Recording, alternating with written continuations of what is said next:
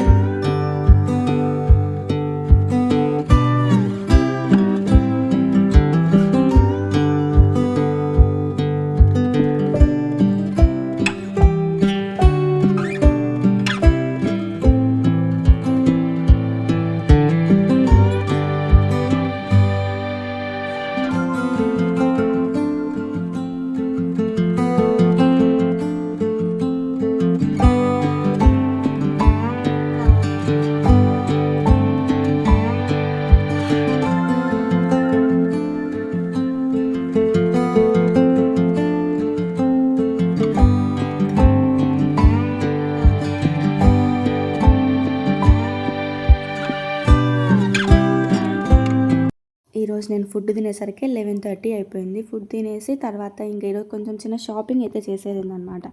నిన్న ఈవినింగ్ నాకు 2 బ్లౌజులు అయితే తెచ్చిచ్చారు. ఆ బ్లౌజ్ కోసం నేను షో బటన్స్ తీసుకునేది ఉంది, లేస్ కూడా తీసుకోవాలి. అందుకని చెప్పేసి నేను ఫ్యాబ్రిక్ స్టోర్కి అయితే వచ్చాను. ఇక్కడ ఫ్యాబ్రిక్సే కాదు, బ్లౌజ్ డిజైన్కి సంబంధించిన అన్ని మెటీరియల్స్ ఇక్కడ దొరుకుతాయి అన్నమాట. ఇవన్నీ తీసుకొని మళ్ళీ ఇంకా నేనైతే రిటర్న్ అయితే వెళ్ళిపోతున్నాను. వెళ్ళేటప్పుడు పిల్లలకి కొన్ని ఫ్రూట్స్ అయితే తీసుకున్నాను.